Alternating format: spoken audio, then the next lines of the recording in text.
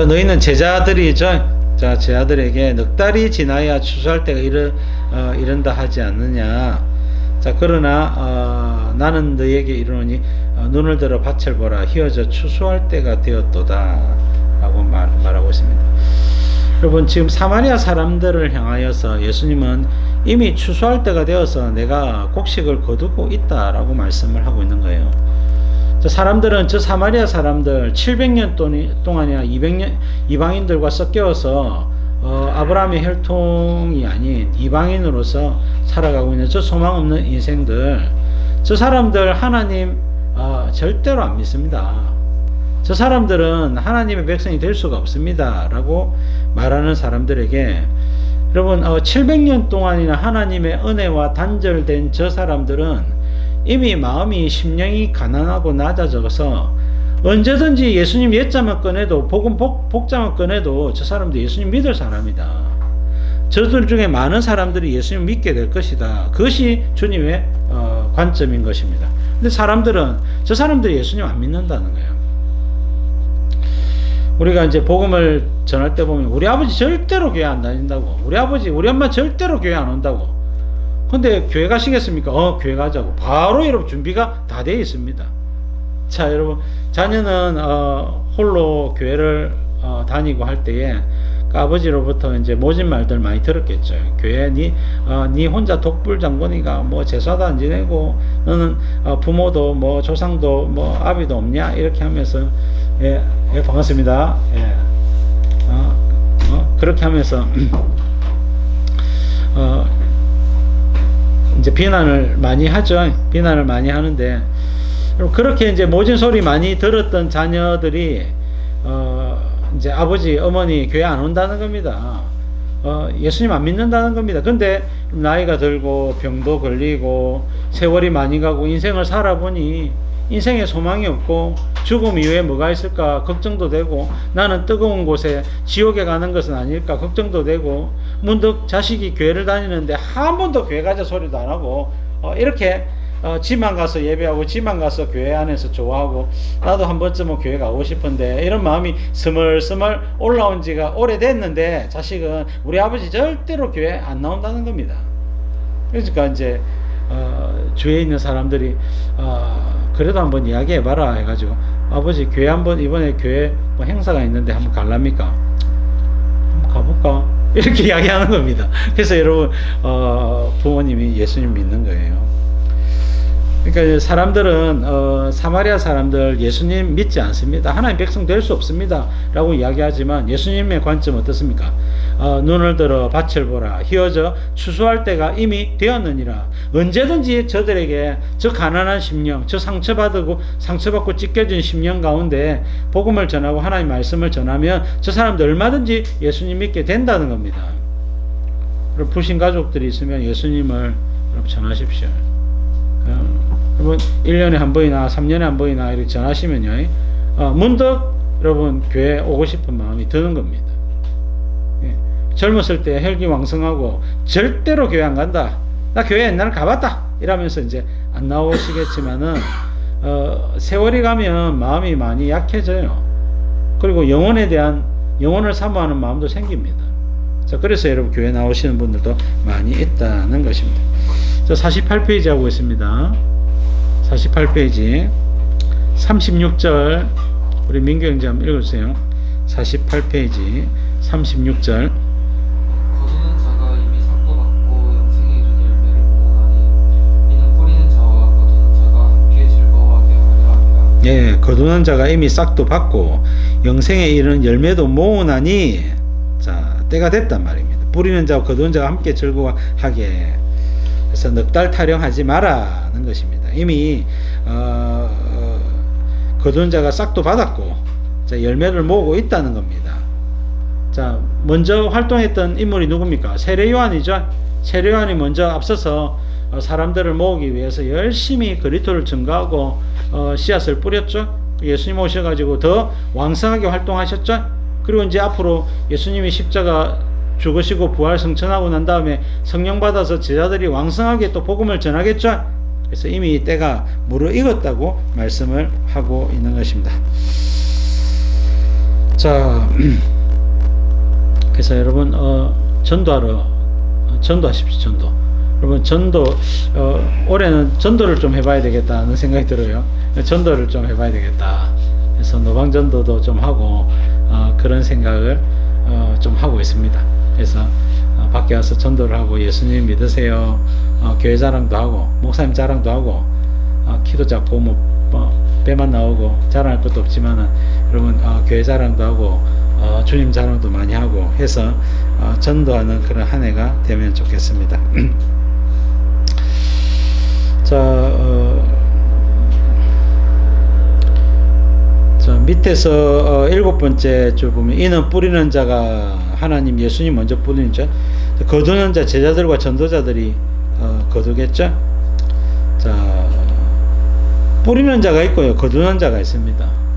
자, 우리도 보면요, 어떤 사람에게 교회 가라, 교회 온나 이야기할 때 전혀 관심을 안 가지다가 한 20년, 30년 뒤에 옆에 있는 사람이 교회 한번 갈라나 이랬는데 교회 한번 가볼까 심심한데 초코파이 주나 하면서 이제 교회 초코파이는 안 주고 점심은 준다면서 그래가지고 이제 교회 오는 사람들.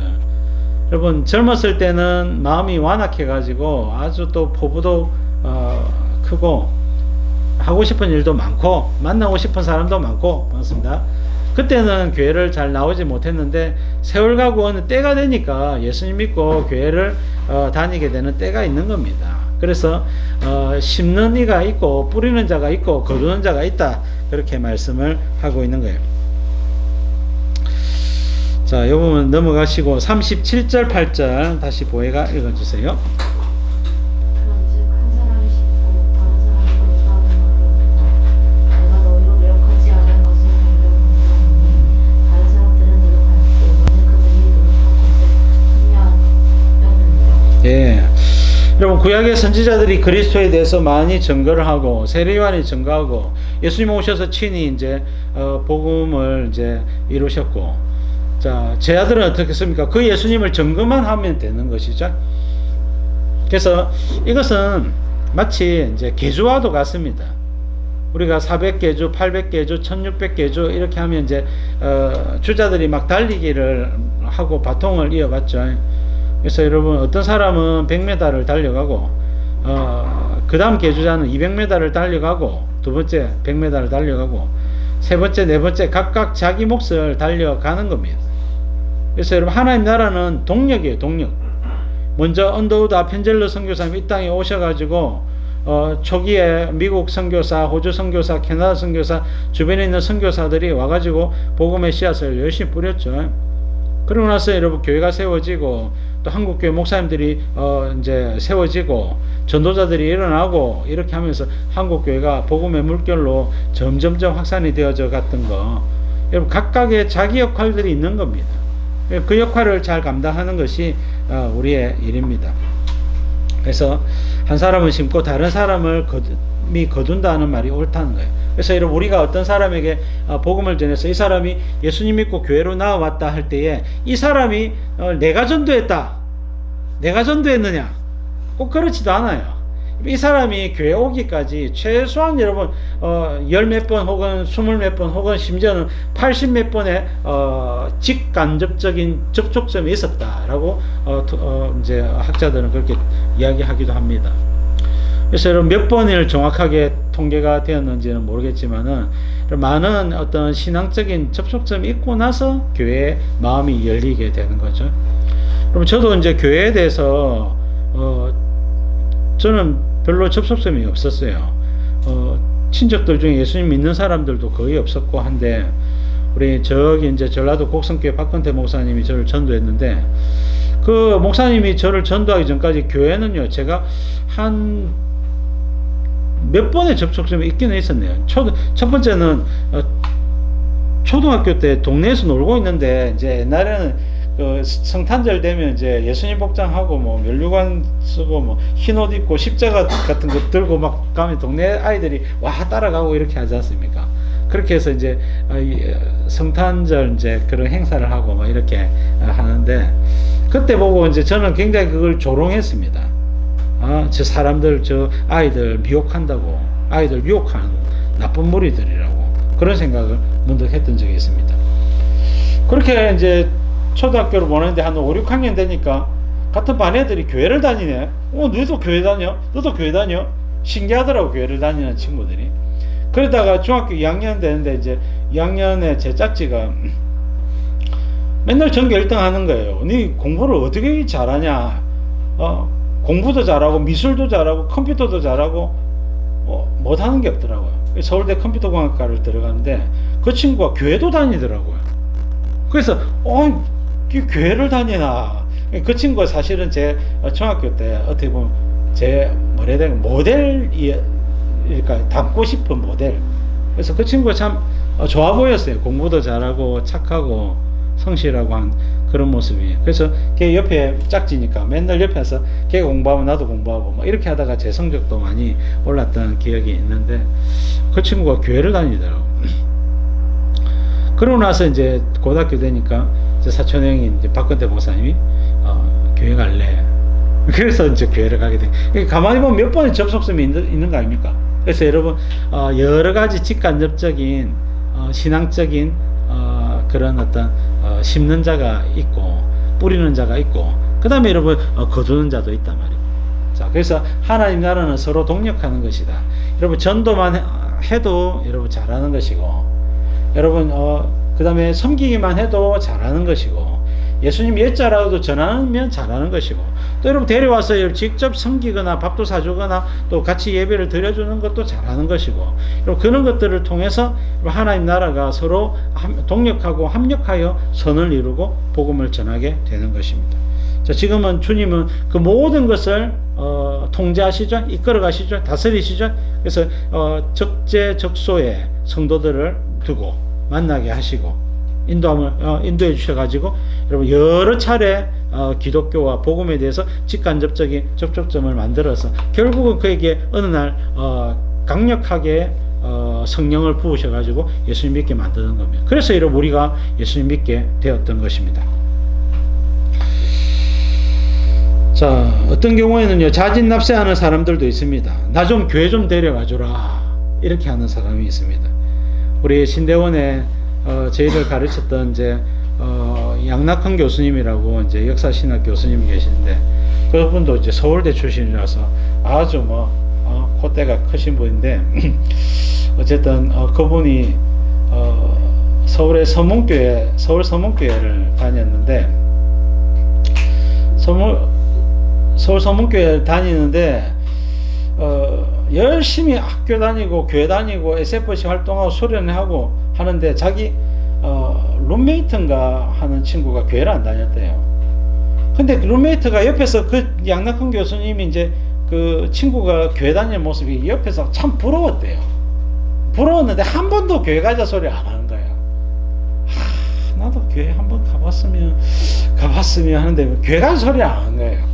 그렇게 한 2년 정도 지났을 때 문득 이제 양 교수님이 친구하고 니 교회 안 갈래? 이렇게 그냥 무심코 이야기 꺼냈는데 교회 가자고 바로 그 말 한마디에 그냥 바로 교회를 가가지고 양 교수님보다 훨씬 예수님 잘 믿고 그분이 그 신대원 교수를 했던 변종길 교수라고 하는 사람입니다. 같이 서울대 출신이죠. 그래서 둘 다 은혜를 받아가지고 신학을 목사가 되고 또 교수가 되고 이래가지고 양낙 교수님이 역사신학 교수가 되고 변종길 교수님은 조직신학 교수가 되고 이렇게 해서 저희들을 지도했는데 어쨌든 자진납세한 교회 좀 가고 싶은데 가자 소리를 안 하니까 그렇게 기다리는 주님이 이렇게도 역사하신다는 거예요. 그래서 여러분 넉 달이 지나야 추수할 때가 된다 그런 말 하지 말라는 겁니다. 아직은 때가 아니다 그런 말 하지 말라는 겁니다. 이미 여러분 눈을 들어 밭을 보라 희어져 추수할 때가 다 되어 있기 때문에 사람들의 심령이 가난해져 있고 이미 복음 받을 준비가 다 되어 있기 때문에 예수님을 전하고 교회를 초청해라는 겁니다. 그러면 그들 중에 많은 사람들이 예수님께로 나오게 될 것이다. 자, 39절 보겠습니다. 유림 읽어주세요. 여자의 말이 내가 행한 모든 것을 내가 내게 말하였다 하지만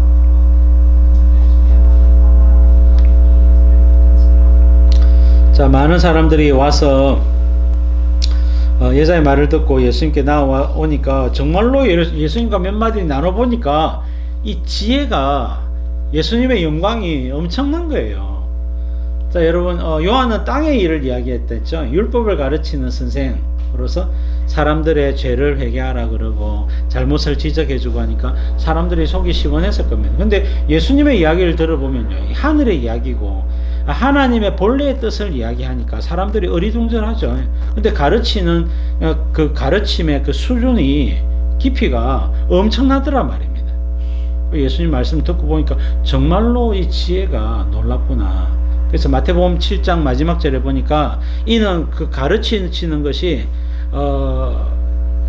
그 권세 있는 자와 같고 저희 바리새인과 서기관들과 같지 아니함이라 이렇게 이야기를 하고 있습니다. 예수님이 가르치는 것이 수준이 레벨이 다르더란 말입니다. 그럼 마태복음 22장인가 그거 보면 그 가이사에게 세금을 내는 것이 옳으니까 이런 이야기를 할 때 예수님 뭐라 이야기합니까? 동력 한 입을 보이라 이렇게 이야기하죠. 가이사에게 세금을 내라 하면 매국노가 되죠. 세금을 안 내라 하면 로마에 찍히죠. 처형을 당한단 말이에요. 세금 안 내라 했다고. 자, 그러니까 이러지도 못하고 저러지도 못하는 상황에서 예수님이 동전 한 입을 보이라 하고는 이것이 누구의 형상이며 누구의 글귀냐 하니까 가이사의 형상이고 가이사의 글귀라는 겁니다. 그러면 가이사의 것은 가이사에게 주고 하나님의 것은 하나님께 드리라 그렇게 이야기를 합니다. 여러분, 예수님이 희한하게 이야기를 하세요. 가이사의 그 동전 따위는 가이사에게 세금은 내라는 겁니다. 근데 하나님의 것은 하나님께 드리라. 하나님의 것이 아닌 게 어디 있습니까? 여러분, 하나님은 우리의 생명까지도 하나님께 드려야 되는 겁니다. 하나님의 것이니까. 자, 예수님이 말씀하니까 사람들이 저 눈이 동그래지고 입이 쩍 벌어져 가지고 할 말을 잃은 겁니다. 너무나 그 가르치는 그 가르침의 수준이 높아 가지고 깜짝 놀라는 겁니다. 그럼 사도개인들이 나와 가지고 이래저래 이야기를 하죠. 첫째 부부가 있는데 남편이 죽었고 그 계대결혼법에 의해서 둘째가 이제 아내를 취하고 셋째가 취하고 일곱이 다 취했는데 부활 때 누구의 아내가 되겠습니까? 예수님이 그렇게 이야기하죠. 그럴 때 예수님 뭐라고 이야기합니까? 부활 때는 천사와 같다. 그래서 시집도 안 가고 장가도 안 간다 라고 예수님은 천국을 다 만드신 그분이 직접 이야기하는 겁니다. 부활 때는 뭐가 같다고요? 천사와 같다. 자, 엄청난 여러분 말씀을 해주신 거예요. 여러분, 우리가 부활 때의 질서 중에 우리가 알 수 있는 대표적인 것이 천사와 같다는 겁니다. 상당히 많은 부분에 천사와 동급인 내용이 있단 말입니다. 뭐겠습니까? 결혼하고 장가 안 가는 부분에서만 그러냐? 그뿐만 아니다 말입니다. 성경 여러 군데 보면요, 천사는 시공간을 초월하죠. 시공간을 초월하잖아요. 하나님의 보좌 갔다가 여기도 왔다가, 여러분, 그리고 하늘을 날지 않습니까? 이렇게 우리 땅에 구속받아서 이렇게 살고 있지 않습니까? 마찬가지다 말이에요. 성도들도 여러분, 주님의 보좌로 갔다가, 주님의 보좌는 삼천천 하늘이기 때문에 하나님의 보좌 앞에서 찬양하려면요, 우리는 하늘에 가야 됩니다. 하늘로 가야 된다고. 그냥 이 땅에서 가만히 고개 들고 찬양할 수가 없단 말입니다. 하나님의 보좌가 눈앞에 펼쳐지면 모르겠지만 하나님의 보좌 앞으로 전부 다 어떻게요? 여러분, 예수님처럼 하늘로 휴거되면서 공중으로 끌려 올라가서 공중에서 여러분 주님 만나는 거예요. 그래서 휴거를 경험한 사람들은요, 전부 천사처럼 날아다닌단 말이에요. 시공간을 초월해서 이동을 한다는 겁니다. 그 외에도 여러분, 천사가 여러분 한국 천사, 일본 천사, 중국 천사 따로 있습니까? 아니죠. 천사들은요, 전부 다 모든 언어를 다 알아들어요. 단일 언어다 말입니다. 한국말 해도 중국말 해도 일본말 해도 그냥 한 단어로 한 개의 언어로 다 들리겠죠. 다 알아듣는다 말입니다. 그래서 여러분, 그 언어의 장벽이 허물어지고 시공간의 장벽이 허물어지고, 그리고 그 외에도 여러분 주님의 성품이나 능력이나 지혜나 여러분 성경의 교통하심이나 다양한 능력들을 우리가 구비하게 되는 겁니다. 여러분, 주님이 지혜에서 모든 것이 나오는 거예요. 그래서 우리가 성경에서 가르쳐 주시는 그 정도만 알 뿐이겠지만은 여러분, 주님이 가르치시는 것은 정말 놀라운 것입니다. 그래서 예수님 만나서 예수님 말씀 들어보니까 어떻게요? 사마리아 사람들이 예수님 안 믿을 수 없는 겁니다. 자, 그래서 무엇을 했습니까? 40절부터 42절 보겠습니다.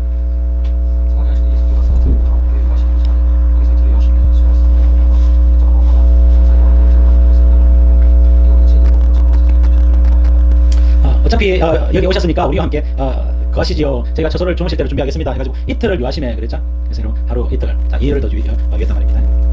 저녁이 됐으니까 이제 이틀, 유대인들은 저녁 6시경부터 하루가 시작하죠. 그래서 이틀 만 이틀이 되는 것입니다. 자, 그래서 예수님 말씀으로 말미암아 믿는 자가 더욱 많아. 여자에게 말하기를 네 말을 듣고 믿는 것이 아니라 우리가 친히 보고 들어보니까 이분이 정말로 참으로 세상의 구주가 맞구나. 그것을 깨달았다는 겁니다. 그래서 예수님을 믿었다고 말하고 있습니다. 여러분, 예수님을 만난 사람들은 안 믿을 수가 없을 정도로, 물론 안 믿는 완악한 심령들도 있지만 택하신 백성들은 다 예수님 믿게 되는 겁니다. 왜? 예수님의 그 지혜로 말미암아, 예수님의 십자가 사랑으로 말미암아, 그 예수님의 그 은혜와 영광으로 말미암아 예수님을 안 믿을 수 없게 되는 겁니다. 여러분, 우리가 예수님의 지혜를 발견할 수 있는 중요한 통로가 이 성경 말씀이에요. 그 성경을 읽고 또 읽고 또 읽고 그렇게 하시면요, 성경을 통하여 예수님을 만나게 됩니다. 여러분, 저희 아들들이 있는데 신학생이지 않습니까? 신학생인데 생각보다 성경을 많이 안 봐요. 생각보다 성경을 잘 안 본다. 그래서 제가 이 아이들 어떻게 하지 고민하다가 이제 성경을 좀 읽게 하고 싶은데 성경을 왜 많이 안 읽느냐, 뭐 못해도 3독은 해야 될 것 같은데 못해도 2독은 해야 될 것 같은데 1독 2독 해야 되거든요. 그러니까 이제 쪽팔린단 말입니다. 신학생인데. 그래서 나는 2독 3독 여러 독 했으면 좋겠는데 안 되니까 그걸 다 거친다고 될 일은 아니거든. 그래서 제가 어떤 아이디어를 냈냐면, 그럼 아빠랑 같이 성경을 좀 읽어볼래? 그랬습니다. 내하고 같이 성경 읽어볼래? 성경이 얼마나 재밌는지 내가 가르쳐줄게. 이랬습니다. 그래가지고 지난주부터 주일날 저녁에 성경을 읽기 시작했어요. 그래서 성경을 어떤 식으로 읽냐면, 너가 제일 읽기 부담스러운 거 내가 같이 읽자는 겁니다. 그래서 레기부터 읽었어요. 레기 읽기 부담스럽잖아요. 레기 40분 읽었습니다. 읽고 나서 와, 성경이 이렇게 재밌어요. 성경이 이렇게 재밌어요. 너무 재밌어요. 애들이 둘이 다 깜짝 놀랐어요. 어떻게 읽었냐면 성경을 제가 다 읽어줬어요. 읽어주면서 제가 단어 위주로 이야기해요. 그래서 여러분, 예를 들면 요 40절부터 42절 읽어보면 자기들과 함께 유하기를 믿는 자가 더욱 많아. 다른 것들은 눈으로 읽으니까 읽잖아요. 이틀을 유하심에 군데군데 레기 보면요, 송아지, 그다음에 양, 문맥을 번제를 드릴 때, 송아지를 수송아지로 드릴 때, 순양으로 드릴 때, 염소로 드릴 때, 그다음 비둘기로 드릴 때, 이걸 다 정리해서 좀 이야기를 해주고, 번제의 의미, 각을 뜨는 거는 이거 구부러지는 거 전부 다 꺾어가지고 이렇게 모아야 된다. 그래서 불을 태울 때 안 타는 부위가 조금 더 홀라당 다 타도록 만드는 것이 번제다. 각을 뜨는 거다. 그래, 각을 안 뜨면 이 벌어진단 말입니다. 이 벌어져가지고 이쪽 안 탈 수가 있죠. 그래서 다 탈 수 있도록. 왜? 번제는 예수님이 자발적으로 자신의 전부를 헌신했다는 것을 상징하는 제사다. 그래서 이런 번제는 기본적으로 감사제지만 또 속죄제 의미도 포함되어 있는 그런 겁니다. 그렇게 이야기하고, 두 번째 2장 소제는 세 가지가 중요하다. 첫 번째는 그 흠없는 고온가루, 흠없는 순양 똑같은 말이에요. 그 다음에 두 번째는 철판을 통과하고 냄비를 통과하고 화덕을 통과하고 불을 통과한다. 이게 예수님의 고난과 십자가 부활을, 고난과 채찍과 십자가 죽음을 상징하거든요. 또 세 번째는 곡식의 첫 이삭을 가지고 이걸 공가로 만들어야 된다. 곡식의 첫 이삭은 예수님이 부활의 첫 열매가 되시기 때문에 예수님의 부활을 상징한다. 그래서 인류의 성도의 유일한 감사가 뭐냐? 하나님의 아들, 죄 없으신 예수님께서 불을 통과 고난을 받으시고 십자가에 죽으시고 3일 만에 부활하신 것, 이것이 성도의 영원한 감사다. 이스라엘 백성들은 그것을 알든지 몰랐든지 간에 저들은 맨날 번제드리고 소제드리고 속죄드리고 그러고 살았다. 근데 사실은 이것은 예수님의 하나님의 아들 되심과 십자가 부활을 상징하는 것이다. 이렇게 가르쳐주는 겁니다. 그러니까 자기들이 깜짝 놀라는 거죠. 하나님의 말씀의 본래 의미를 깨달으니까 깜짝 놀란단 말이에요. 여러분, 성경을 그러니까 이제 올해는 1시간씩 읽기로 했거든요. 그래서 그렇게 해서 40분 동안 제가 이 설명하면서 6장을 읽었어요. 읽고 너무 재밌다고 다음 주다 기다리신다고 그렇게 하면서 말씀을 보는데, 말씀은 몰라서 어려워서 그 재미가 없었던 것이고, 그걸 하나하나 설명을 해주면 말씀 진짜 재밌어요. 그리고 이 모든 말씀은요, 요한복음 5장 39절 내가 성경에서 영생을 얻는 줄 생각하고 이 성경을 연구하거니와 이 성경 곧 내게 대하여 증거하는 것이니라. 진짜 그렇거든요. 창세기부터 계시록까지 전부 다 예수님 이야기거든요. 구약 성경에 보면 전부 다 예수님 이야기다 말이에요. 그래서 예수님에 대한 이야기들을 하니까 깜짝 놀라는 거죠. 그래서 여러분, 이 성경 말씀을 읽고 또 읽고 하시면 정말로 사람들이 이 성경 말씀을 통해 깜짝 놀랄 수밖에 없고, 당신이 믿고 있는 이 성경에 증거하고 있는 예수님을 나도 믿고 싶습니다. 그리고 믿음이 더 이제 들어가게 되죠. 그래서 여러분, 예수님을 더 잘 믿게 되어지는 것입니다.